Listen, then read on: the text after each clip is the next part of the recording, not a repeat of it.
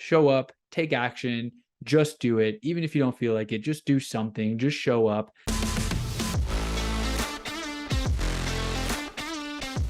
Welcome to the Entrepreneur Motivation Podcast. I'm your host, Chris Bello, and today we're talking about how showing up is half the battle, or 98% of success is just showing up. You've probably heard things along these lines, and I really do believe that it is true because so many people don't even do that, right? So many people refuse to show up. They refuse to get out of bed when it's cold. They refuse to get out of bed on their first alarm. They don't go to the gym. They skip that workout. They eat the pizza. They go and do the unhealthy thing consistently, right? In today's day and age, I feel like it's so easy to say, I'm going to do it tomorrow. I think of a friend, and if you ever listen to this, he'd probably know this is him. And he'd kind of say it jokingly, but he was probably kind of serious too. He had a lot of cheat meals, and he'd always jokingly say, diet starts Monday. It would be like Friday or Thursday or whenever we were hanging out. He would just say, it's all good. Diet starts Monday. And as funny as that was, he kind of said it tongue in cheek or whatever, however that saying goes, he was serious because he'd be eating some junk food or eating pizza and those kinds of things. And a lot of people do this. They say, I'll start tomorrow. I'll do it tomorrow. I'm going to do that next week. It'll always be there, and they refuse to take enough action. So most recently, I've kind of shared on here, and I know I've kind of slowed down on the podcasts from 2 a week to 1 a week, and I'm picking up on the real estate side again in Colorado. I'm licensed in 2 states, but really putting the pedal to the metal and taking more action, more focused action personally. There's kind of this dynamic between me and a guy I'm working with right now here who is kind of a mentor in a way, giving me some advice on things to do and actions to actually take. And so, I hosted an open house. I went ahead and printed out a bunch of these flyers that our virtual assistant designed with a QR code. This was a condo in a complex in Colorado where there's probably 100 or so units surrounding.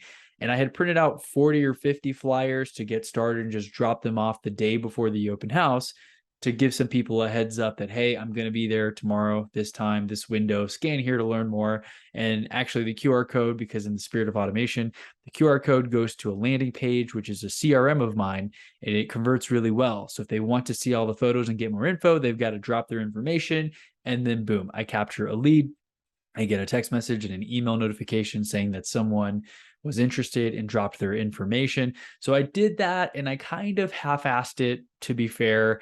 I printed out 40 or 50, like I mentioned, and there were over 100 units in that complex. And I did not go and put them at every single door. I only did a couple of buildings, maybe 3 buildings out of the 10 units that were there, like the 10 apartment complex units. You know how there's 3 floors, or not apartments, but condos. And so I'm not saying that it was great. I'm not saying I did the best job, but I showed up, I dropped some off. I figured something's better than nothing, right? And so we had a little bit of dialogue back and forth afterwards, because he was just checking in the next day. Hey, did you get a chance to print out the rest of those? Did you drop it off to the other remaining units?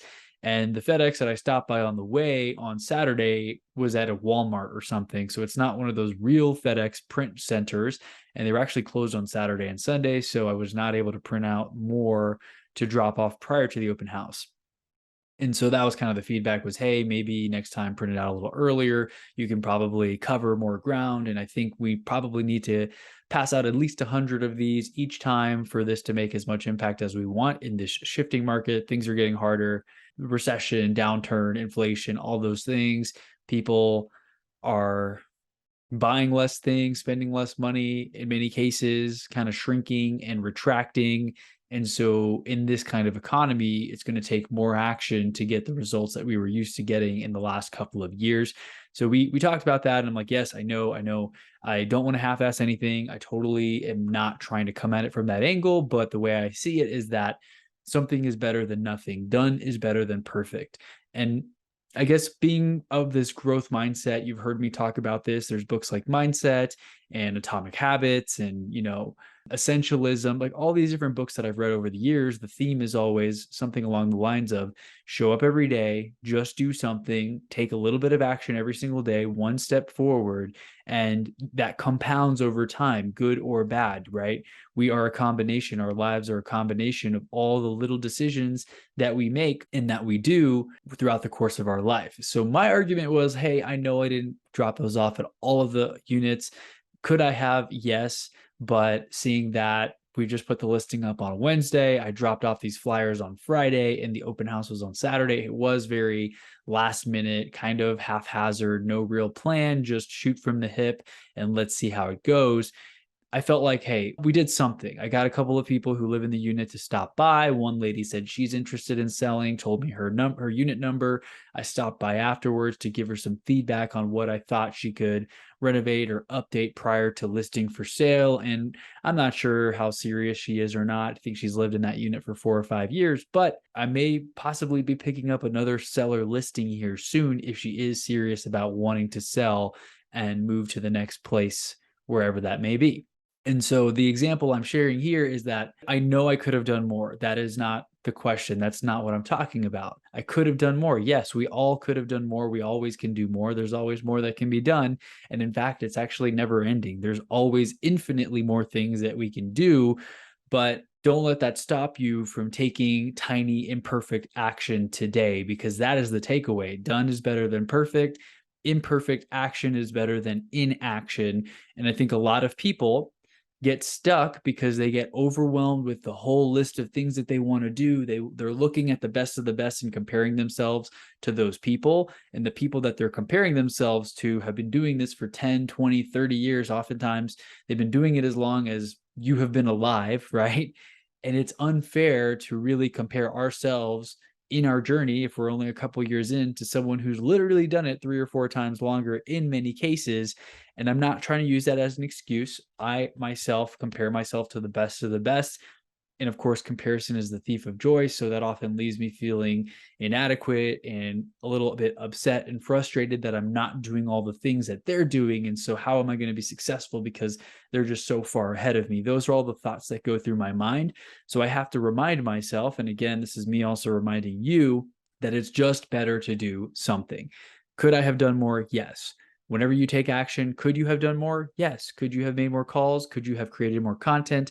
Could you have outsourced more things to your VA that you ended up spending hours doing and you know it's not the best use of your time? Yes, yes, yes. The answer is yes, there is always more that you can do.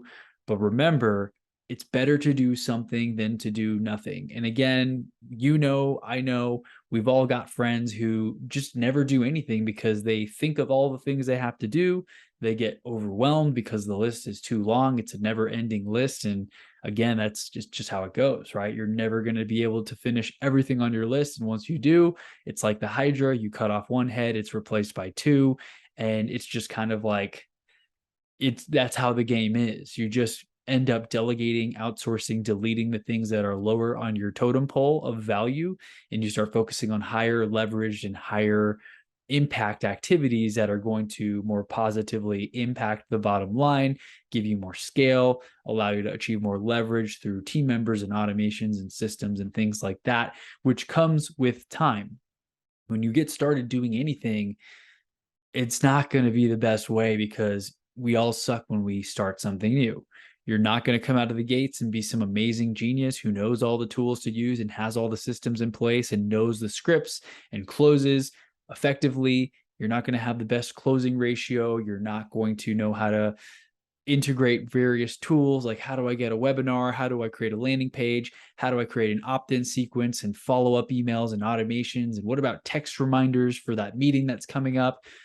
I didn't start with all those things, and you're not going to either. So if you're listening to this and you're trying to get started and you're overwhelmed, or even if you've been in the game for a while and whatever it is that you do for some time, and you're feeling overwhelmed and inadequate and frustrated, and you're kind of thinking of lack and scarcity and all the things that you still have to do that you haven't done just yet, don't worry too much. I mean, it's important to push yourself, get a little bit better every day, but this kind of ties in with that message of the gap and the gain that I talked about recently. Don't focus on the gap and all the things that you're lacking, the distance you still have to go. Focus on the gain. What systems have you implemented? How much have you improved your closing percentage if you're in sales? Have you built something like a landing page? Is it converting? What's your conversion ratio? Is that better than it was last year? If so, those are tiny micro wins that are pushing you further and further along the path to where it is that you want to go. And so that is why I really wanted to just create this message. Just showing up is half the battle. The fact that you are doing something is better than doing nothing at all. And compare this to a workout. The other day, I wasn't feeling so great. I had a headache. And part of me was wondering, is it even worth going to the gym to work out? Because my head is pounding. I'm kind of tired. I haven't really eaten breakfast. Is this going to even be worth it? Should I show up and do some like crappy half effort workout, or should I just rest and then do it tomorrow? And you know what? I ended up going to the gym. I ended up doing jumping jacks and changing my state and increasing my blood flow and getting some activity in. And I actually felt better almost immediately, 20 or 30 minutes into the workout. My headache kind of went away. I felt a lot better. And I was excited and happy that I actually did that because I could check it off the list. And even if it wasn't as good of a workout as my other workouts normally are, I still got it done. I could still check the box and say, hey, I showed up, I did it, I took action, I gave it my best effort for the condition and the state that I was in that day. And it's going to vary. Some days you're going to have low energy. Some days you're going to have high energy. And I think what's important is that you decide to actually continue to push forward when others who are feeling similarly would opt out. They would quit. They wouldn't show up. They wouldn't go that extra mile. And you and I, people who are entrepreneurial and motivated and self-inspired and driven, they show up even when the competition doesn't. And you don't want to cheat yourself. I'm just thinking of all these examples, especially, I guess, since I'm not recording as much content these days, I have a lot more time in between to have more experiences and conversations from which to draw from. But we met up with some friends for dinner. And I remember one of the guys was saying something along the lines of how he'd been going to a CrossFit gym, getting some workouts. And he likes to work out in the corner because then they can't really see what he's doing. And he can get away with doing less of the workout, less pull-ups, less burpees, less jumping jacks, less of whatever they do at his gym.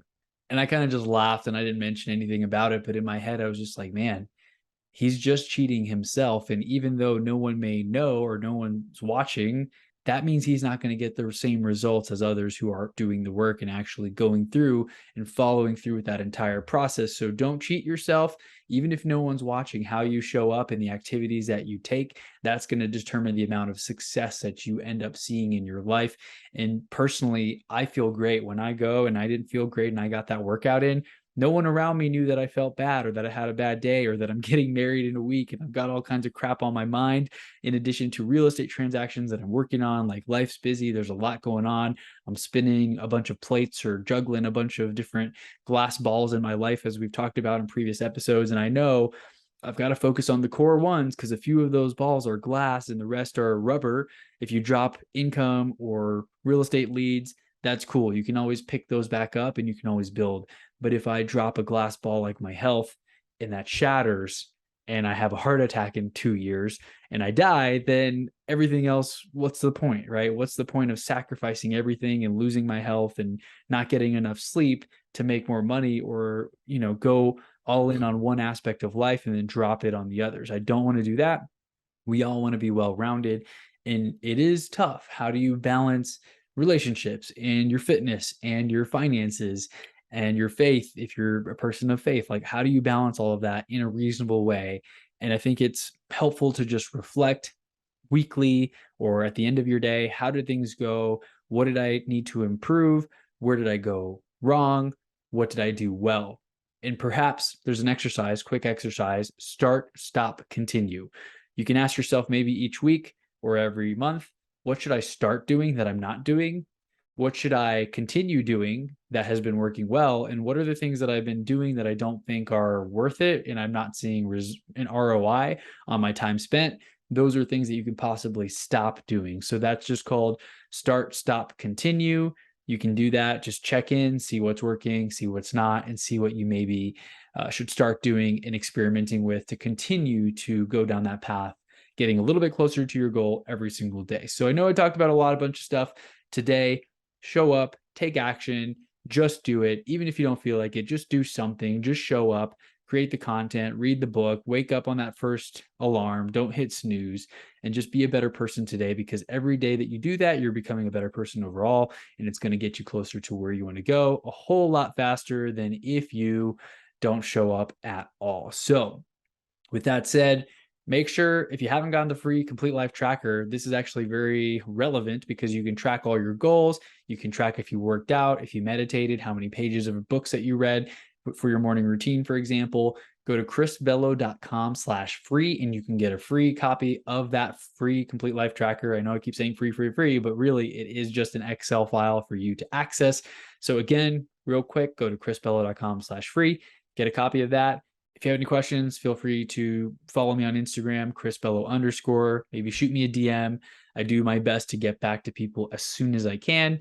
And chrisbello.com/askchris, I believe, takes you to a Google form where you can drop a question that I may answer on a future podcast episode. So thanks again for your time. I look forward to connecting with you on the next episode, and we'll talk soon.